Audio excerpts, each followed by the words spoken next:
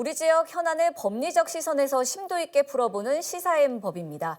이 서희초 사건으로 교권 추락에 대한 우려의 목소리가 높아지고 있는데요. 인천에서도 학부모가 아이들 앞에서 교사를 폭행한 일이 있었는데 결국 구속이 됐습니다. 오늘 이와 관련한 이슈 짚어보도록 하겠습니다. 이승기 변호사 나와 있습니다. 어서 오세요. 예, 안녕하십니까. 네. 이 사건 2년 전에 있었던 사건이죠. 예. 인천의 한 초등학교에서 발생한 일인데 이 30대 학부모가 교실에서 이 교사를 폭행하는 일이 있었습니다. 이 최근에 이제 법원의 판결이 나왔다고 들었습니다. 이 징역 1년의 실형을 선고받았는데 먼저 어떤 사건인지 설명 좀 해주시죠. 예, 이 사건은 2년 전인 2021년 10월경으로 거슬러 올라갑니다. 인천의 한 초등학교 운동장에서 한 아이가 옆반 아이를 바닥에 눕히고 때렸습니다. 이를 본 주위 아이들이 급히 학교폭력신고센터에 이를 신고했고요. 교내 학교폭력대책심의위원회, 그러니까 학폭위에서 폭행을 한 아이를 학폭 가해자로 인정을 합니다. 그리고 이 학폭 사건이 교육청의 2차 심의기구로 넘어가서 다뤄지게 됐는데 이런 사실이 2021년 11월 18일 가해 아이의 어머니인 이제 A 씨에게 통보가 됩니다. 그리고 그날 오후 A 씨가 지인 2명과 함께 피해 아이가 있는 교실에 찾아가서는 이 담임교사인 피해자 B 씨에게 넌 교사 자질도 없다. 경찰, 교육청, 교육부 장관에게 얘기해서 잘라버리겠다. 이런 막말과 폭언을 했고요. 또 여기서 더 나가서 A 씨를 강제로 교실 밖으로 끌어내서 팔을 잡아당기는 등 또 목을 조르고 이런 폭행까지도 했습니다.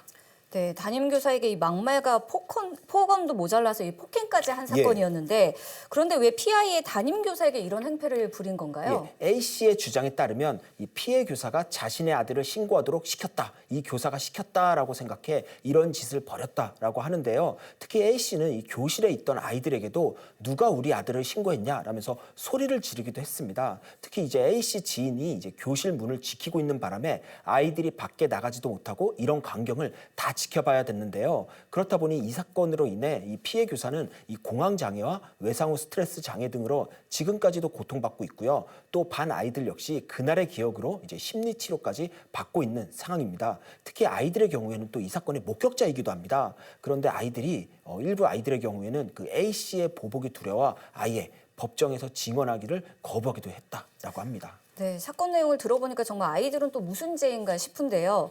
그런데 A 씨가 계속해서 이 범행을 부인했다고 들었습니다. 예, 그렇습니다. A 씨에게 적용된 혐의가 상해와 아동복지법상 아동학대인데요. 이에 대해 A 씨는 이 피해 교사에게 욕설하거나 폭행한 사실도 없고 아이들에게 소리 지른 그런 사실도 없다라는 입장을 계속해서 밝혔습니다. 하지만 재판부에서는 이 피해 교사 진술의 일관성 그리고 당시 현장에 있던 아이들의 진술들을 볼 때 이 A 씨 주장을 믿을 수 없다라고 판단해 이번에 유죄를 선고했습니다. 그런데 여기서 더 큰 문제가 있는 게 A 씨가 단순히 이 범행을 부인하는 것에서 그치지 않고 여기서 더 나아가서 이 쌍방 폭행을 주장했다라는 겁니다. 이 피해 교사가 나를 때렸다면서 이 수사 과정에서 피해 교사를 고소를 합니다. 네, A 씨가 이 폭언과 폭행 이런 행위를 저지르고도 이 범행을 부인한 것도 모자라서 이 쌍방 폭행으로 고소를 한 건데 예. 어떤 의도일까요? 결국 이 사건이 일방적인 폭행이 아니라 피해 교사와 서로 치고받은 이 싸움이다라고 해서 피해 교사를 가해자로 만들어버리려는 그런 의도로 보이는데요. 그렇게 되면 이 사건이 이제 교권 침해가 아닌 교사와 학부모의 싸움으로 변질이 되니까 사건의 논점 자체가 달라지는 겁니다. 상대적으로 A 씨의 재질도 낮아지고 무엇보다 이 교사가 학부모를 때렸다라고 해서 피해 교사가 비난받는 상황까지도 갈 수 있다라는 거죠. 그런데 뭐 다행스럽게도 경찰 수사에서 피해 교사의 폭행 자체가 아예 인정되지 않았습니다. 그리고 그 외에도 또 A 씨가 피해 교사를 뭐 아동학대로 신고하거나 또 교육청에 또 민원을 제기하는 등 어떻게든 피해 교사를 가해자로 만들려고 시도를 했지만 모두 다 혐의 없음으로 이제 결정이 됐습니다. 네, A 씨의 재질이 불량하다는 지적이 나오고 있는 상황인데요. 이런 이유 때문인지 실형이 선고된 건가요? 예, 그렇습니다. 이번에 재판부에서 실형을 선고한 이유를 보면 A 씨의 재질이 불량하고 또 반성을 하는지도 의문이라고 해서 중형 선고가 불가피하다라고 했습니다. 또 여기에 A 씨가 학교폭력 피해자가 있던 교실까지 찾아가 이 교사를 폭행을 했는데 이런 행위는 앞으로 학생이 피해 신고를 주저할 수 있게 만들 수 있다라고 해서 이 부분은 양형 가중 사유로 삼았고요. 또 특히 또 A 씨가 이 재판 과정에서 또 피해 금원을 또 공탁을 했습니다.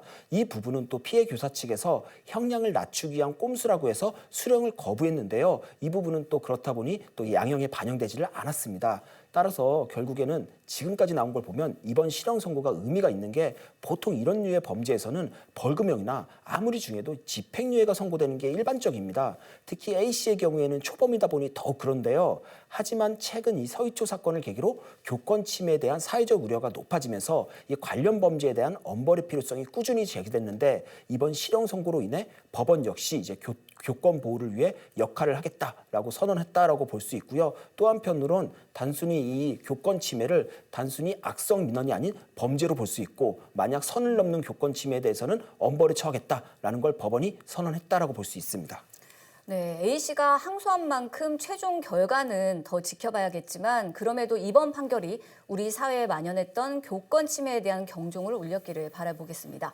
오늘 말씀은 여기까지 듣겠습니다. 변호사님 수고하셨습니다. 예, 감사합니다.